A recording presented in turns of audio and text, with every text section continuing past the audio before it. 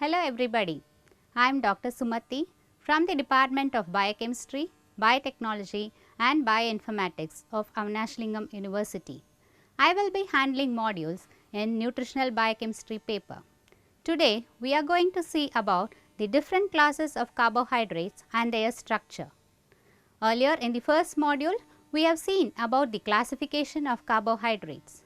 Before we move on to this module, let us have a small recap of what we have seen.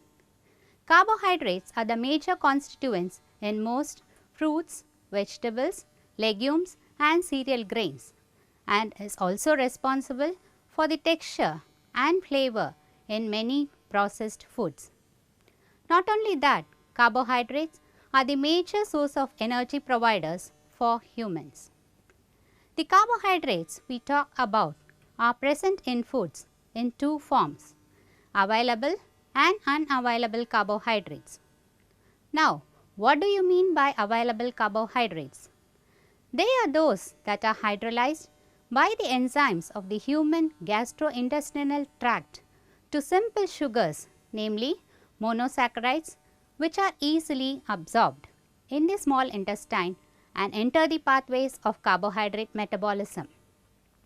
On the other hand, unavailable carbohydrates are the ones that are not hydrolyzed by the human digestive enzymes, but they may be partially or totally fermented by bacteria in the large intestine, forming short chain fatty acids that may be absorbed and contribute to the body's energy needs. In the previous module, we have discussed about the various classes of carbohydrates. Since they are hydrophilic in nature, they form various sugar derivatives. Carbohydrates are also covalently bound to many proteins and lipids to form a class called as glycoconjugates that includes glycoproteins, proteoglycans and glycolipids. So, coming to the objectives of studying this module is to outline the structure of various types of carbohydrates and their derivatives, to enumerate the role of these classes in the microbes, plants and animals. Let's start our discussion with a quick recap of what we have already discussed. Carbohydrates are made up of simple and complex sugars. They vary in their physical properties and structural aspects. They include simple sugars, double sugars and multiple sugars. The common sugars include glucose, fructose, ribose and disaccharides include sucrose, lactose and maltose. The next major group includes polysaccharides like glycogen, starch and cellulose. As already discussed, monosaccharides or simple sugars include the aldoses such as glucose and ketoses such as fructose. Aldoses contain one aldehyde group and hence are polyhydroxyaldehydes. Ketoses contain one ketone group and hence are polyhydroxyketones. Both have the empirical chemical formula CH2O n times. Now, there are other terms by which carbohydrates are referred to. Now, let us get familiar with some common terms we come across while we discuss the monosaccharides or carbohydrates in general. One important character exhibited by monosaccharides is stereoisomerism. What is stereoisomerism? Stereoisomers are the compounds that have the same structural formulae but differ in their spatial configuration. And another term we should be familiar is what is a chiral carbon. A chiral carbon or an asymmetric carbon atom is a carbon atom that has attached to 4 different types of atoms or 4 different groups of atoms. Now, these stereoisomers can be further separated into 2 categories, namely diastereomers and enantiomers. One type of diastereomer differ by the cis and trans orientations.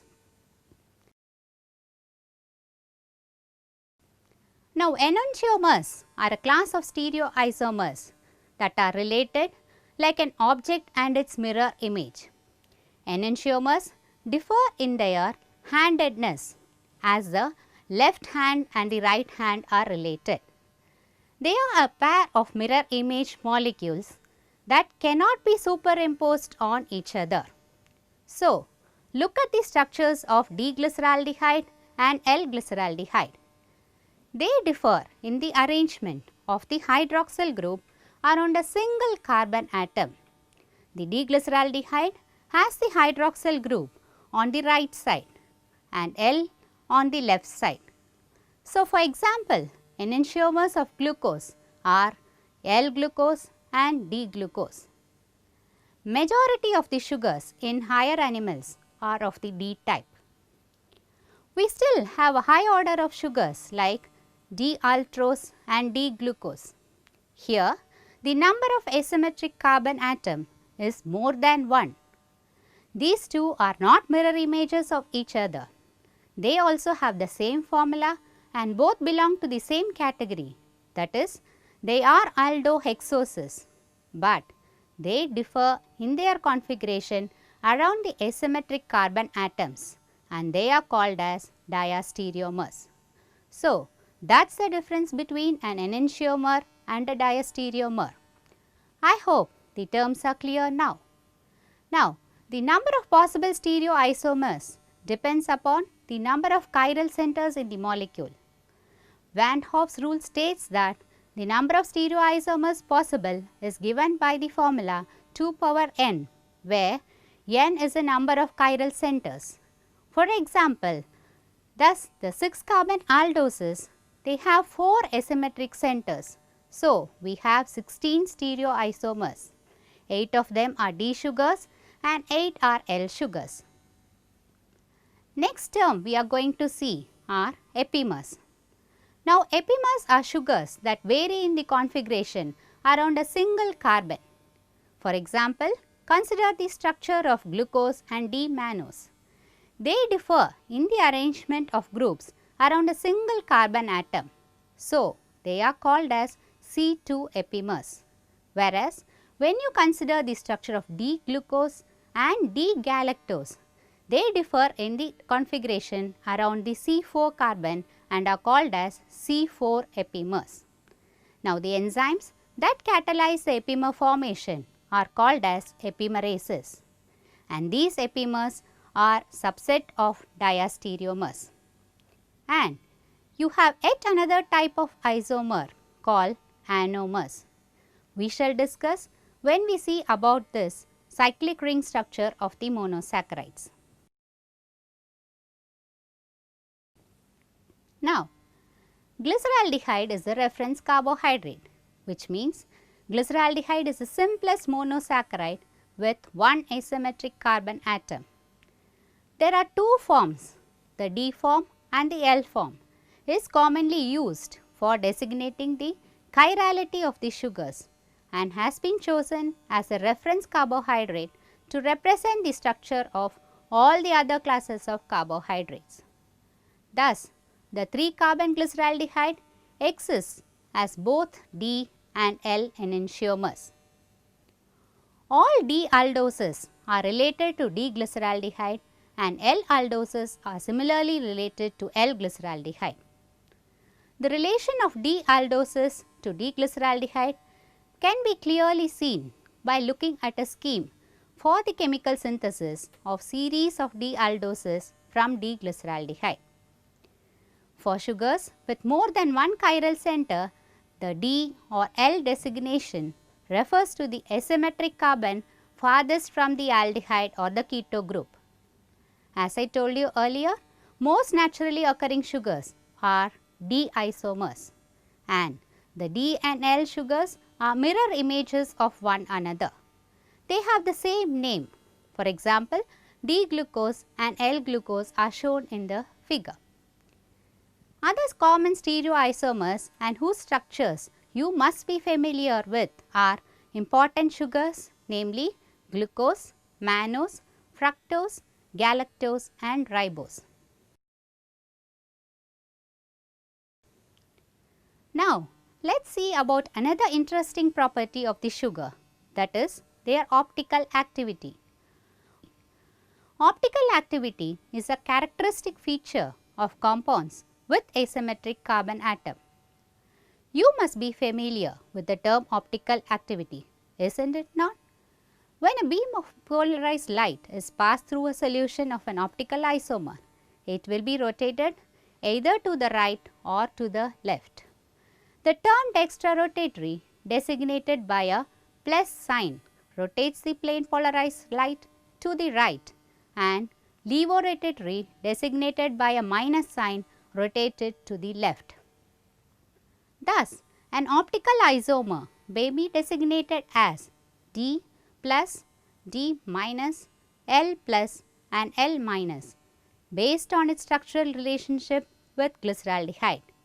Thus, the capital D and L denotes whether the sugar is derived from D-glyceraldehyde or L-glyceraldehyde, and their optical activities may be different. Another term related to optical activity is racemic mixture.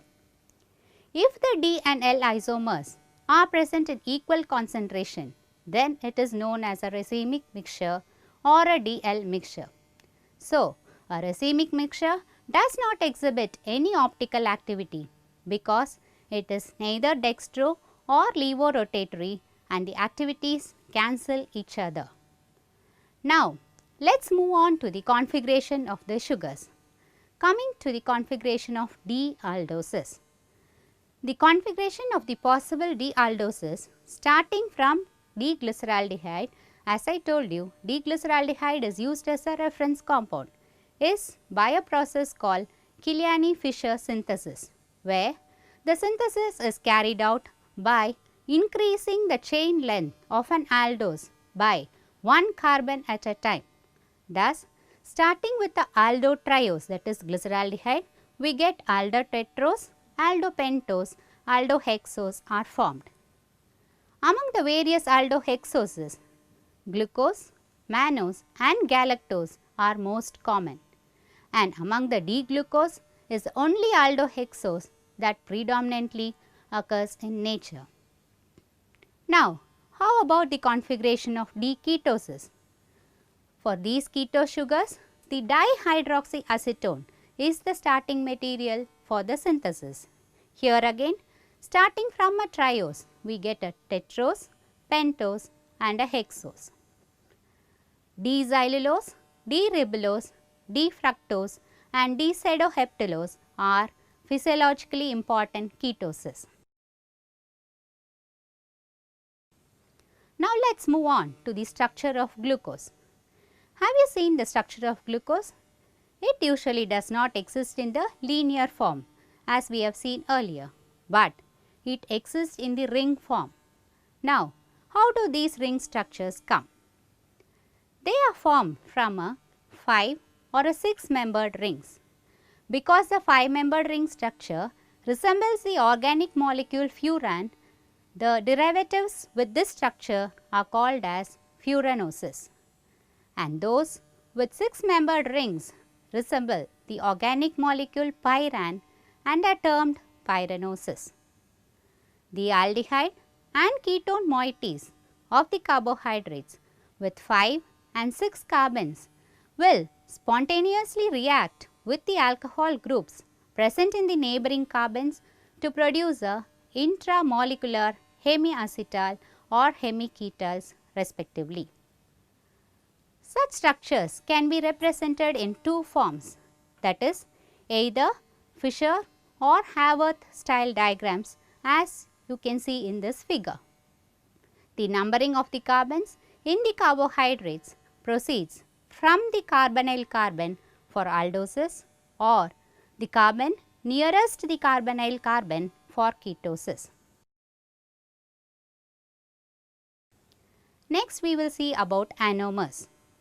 Now, anomers are cyclic monosaccharides or glycosides that are epimers that differ from each other in the configuration around the C1 if they are aldoses or in the configuration at C2 if they are ketoses.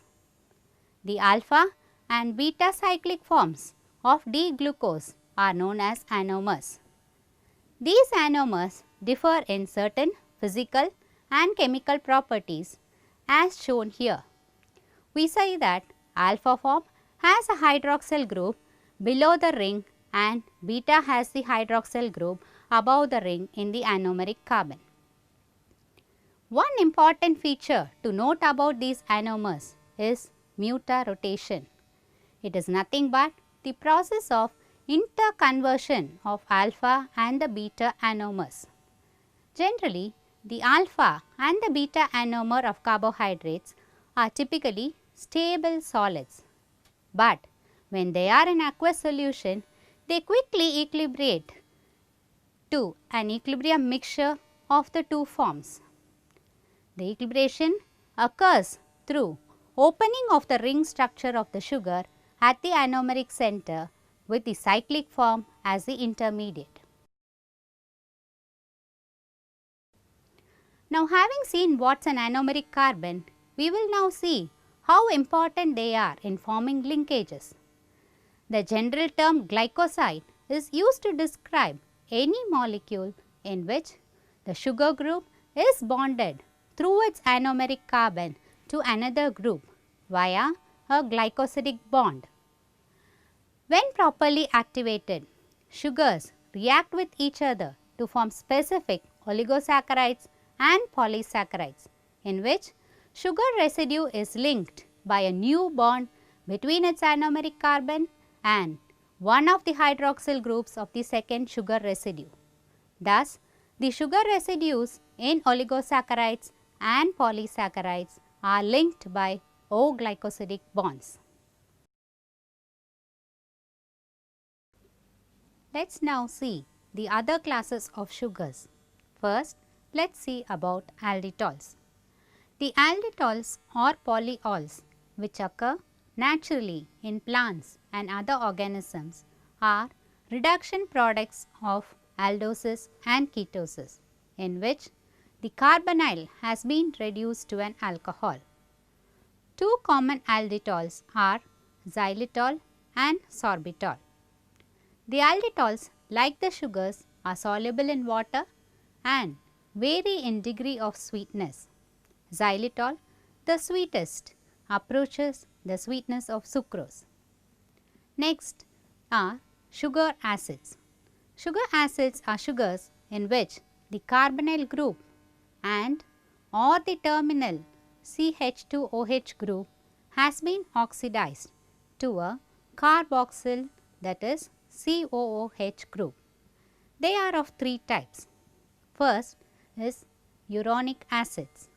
They are formed when the terminal CH2OH group of an aldose or a ketose is oxidized to a terminal carboxyl group, that is COOH.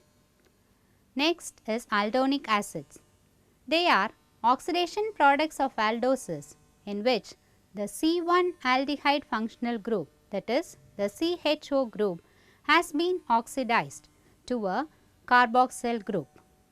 Third are aldaric acids. They are dicarboxylic acids in which both the terminal groups of the aldoses have been oxidized to carboxyl groups. Next, very important class of sugars, they are deoxy sugars.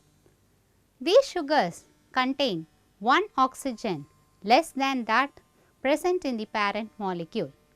The groups, that is CHOH and CH2OH, become CH2 and CH3 due to the absence of oxygen.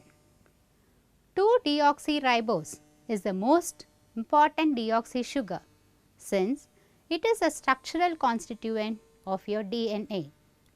Other deoxy sugars include fucose, that is 6-deoxyl galactose, and rhamnose, 6-deoxy-L-mannose.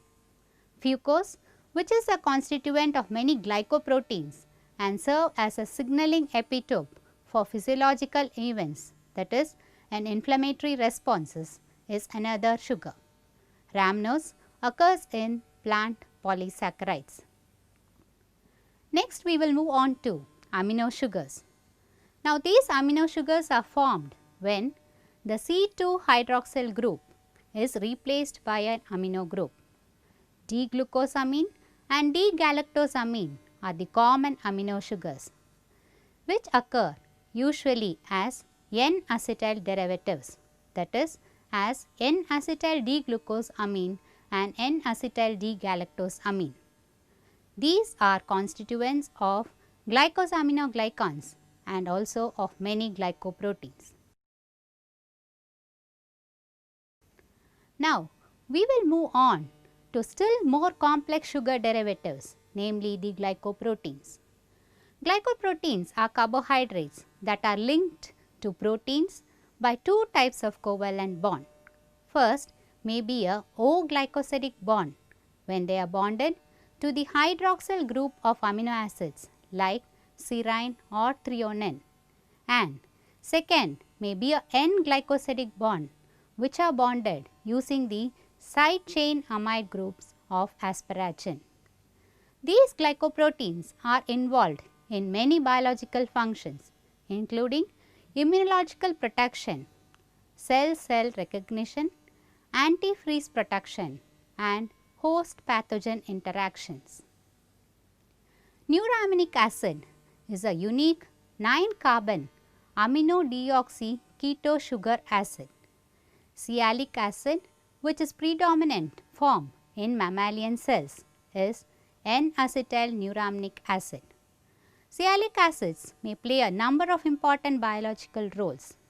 They are present in mucins and cell surface glycoproteins, and they are a critical part of the innate immune system. Now, having seen about the monosaccharides and their derivatives, we will now move on to the next class, that is disaccharides. Now, these disaccharides are made by joining two monosaccharides. Now, before we see how they are made, I shall name some of the commonly used disaccharides, namely sucrose, lactose and maltose. Sucrose, as all of us are familiar, is called as table sugar. Let us see the structure in the figure. It is made by joining glucose in its alpha conformation with fructose in its beta conformation. Both the anomeric carbons are involved in the glycosidic linkage. So, it has no free sugar group and hence it is called as a non-reducing sugar. Sucrose is widely distributed in plants and it is the major carbohydrate found in plants. Sucrose is also the major caloric sweetener for commercial or home use, and the term sugar on food labels refers to nothing but sucrose. Next disaccharide is lactose, is also known as milk sugar, and it is synthesized in the mammary glands of mammals. Lactose is made up of galactose linked to glucose by a beta 1,4 glycosidic linkage. Lactose is present in dairy products and also used in processed foods that contain whey products formed from the watery part of the milk that remains after the manufacture of cheese. Now, lactose is a reducing disaccharide. The next sugar is maltose, that is commonly seen in the seeds of starch producing plants, and small amount of it are used in processed foods. Next we move on to oligosaccharides. Now, although these disaccharides are common components of the diet, oligosaccharides containing 3 to 10 sugar residues are also seen. We generally see two important classes of oligosaccharides. First class is the alpha galactosides. Now, a series of alpha galactosides known as raffinose, stachyose, verbacose and azúcarose occur in relatively large amounts in soybeans, lentils and other legume seeds. These oligosaccharides contain a sucrose moiety to which one or more residues of alpha galactose is added. The sugars raffinose, stachyose, verbacose and azúcarose contain 1, 2, 3 or 4 residues of alpha D galactose respectively as shown in the figure. The raffinose oligosaccharides are produced during the plant during seed development. Another class of oligosaccharides include the beta fructans. So, these are fructose oligosaccharides that are produced by the hydrolysis of inulin that is obtained from the chicory roots. The partial hydrolysate of inulin is used as a food ingredient. Fructose oligosaccharides are about 30% as sweet as sucrose and they are used as emulsifiers, bulking agent, fat replacers, sugar substitutes and probiotics in a variety of food products.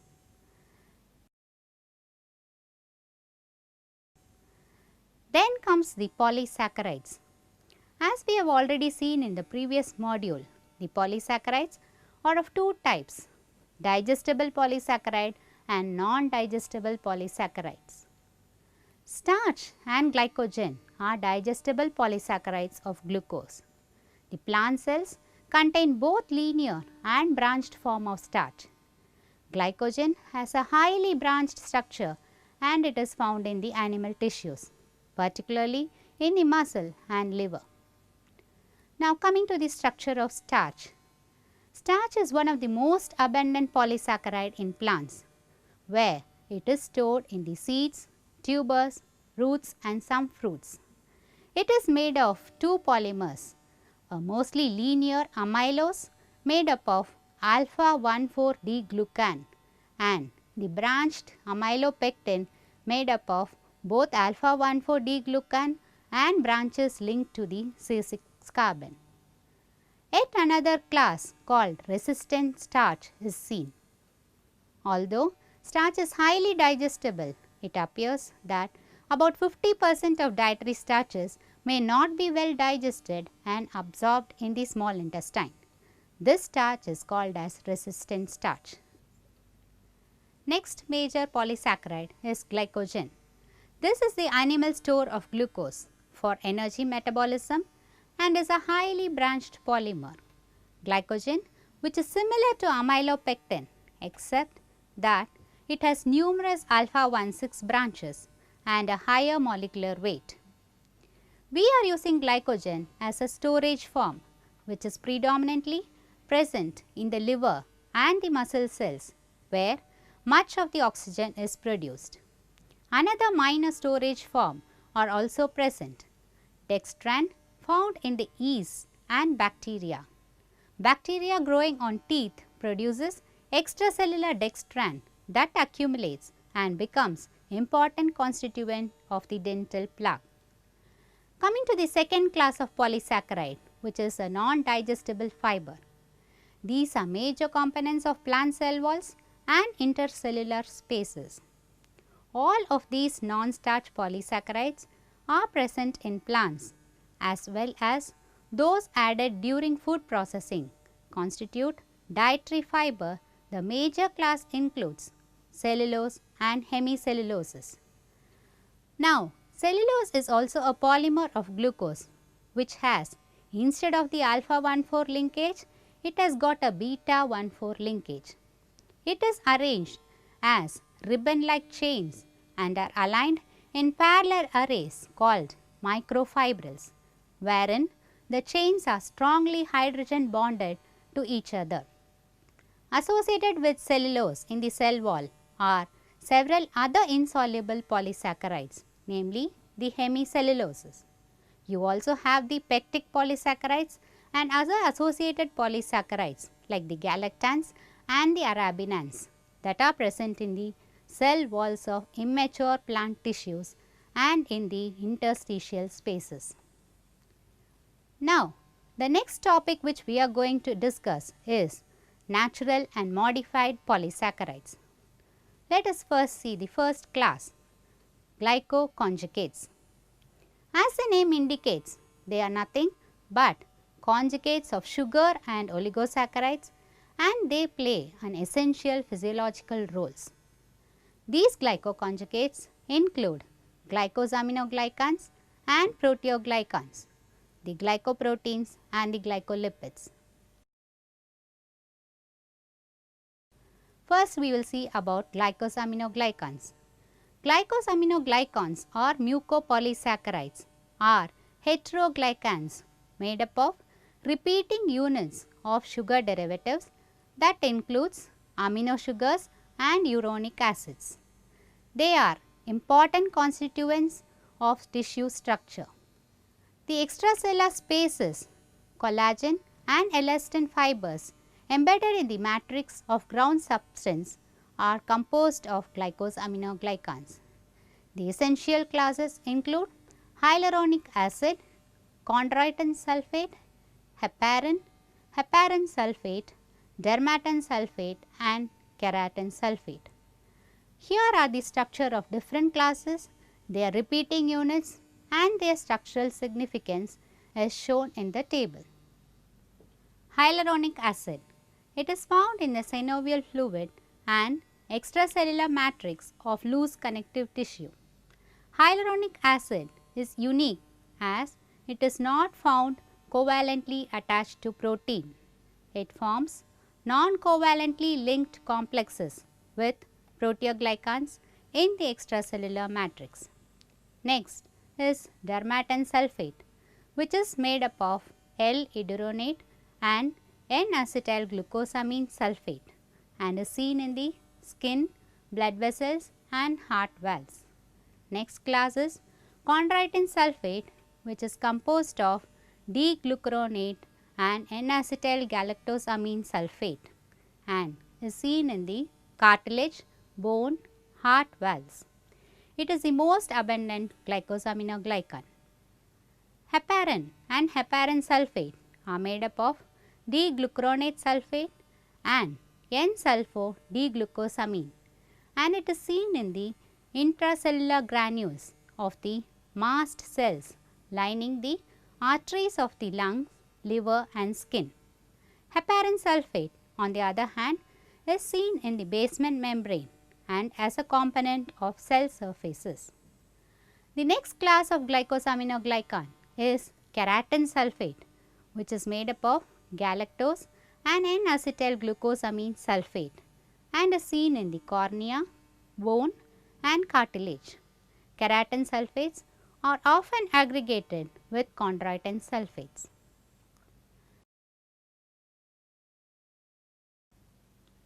Now, let us move on to another important class of carbohydrates, namely proteoglycans. Proteoglycans are large, complex macromolecules made up of a protein core to which these glycosaminoglycans are covalently linked. Proteoglycans are found in the plasma membrane and extracellular matrices of most eukaryotic cells, where they have many functions. They may play a role in cell-cell and cell matrix interactions and bind to a variety of ligands. Next class is glycoproteins. Many proteins carry covalently linked oligosaccharides as major components and the role of the carbohydrate moieties of the glycoprotein is to stabilize these proteins, preventing them from denaturation and also help them in protein folding. Next class includes glycolipids. Now, these glycoproteins and proteoglycans are not the only cellular components that bear a complex oligosaccharide chain. Some lipids too contain covalently bound oligosaccharide chains. These glycolipids are widespread in nature, but occur as minor components of the lipid fraction and usually they are found in association with proteins. The cerebrocytes and the gangliosides are the common glycolipids of mammalian systems. Large amount of galactocerebroside and galactocerebroside 3-sulfate are found in the brain. The lactosyl ceramide is also found in the membrane of the red blood cells. Lipopolysaccharide are another important class of complex carbohydrates, which are the major components of the outer membrane of gram-negative bacteria such as E. coli and Salmonella typhimurium. It is made up of three components: O antigen or O polysaccharide, core oligosaccharide and lipid A. Lipopolysaccharides are dominant on the surface of gram-negative bacteria. They are the prime targets of the antibodies produced by the immune system in response to bacterial infection. Some bacteria's lipopolysaccharide is toxic to human and other animals. For example, it is responsible for the dangerously lowered blood pressure that occurs with toxic syndrome in Staphylococcus aureus infection in humans. So, to conclude, this module has given us an overview of the structure and functions of various classes of carbohydrates, the significance and their structural and functional role of both simple and carbohydrates have been dealt with in this module. Hope you enjoyed it and thanks for listening to this module.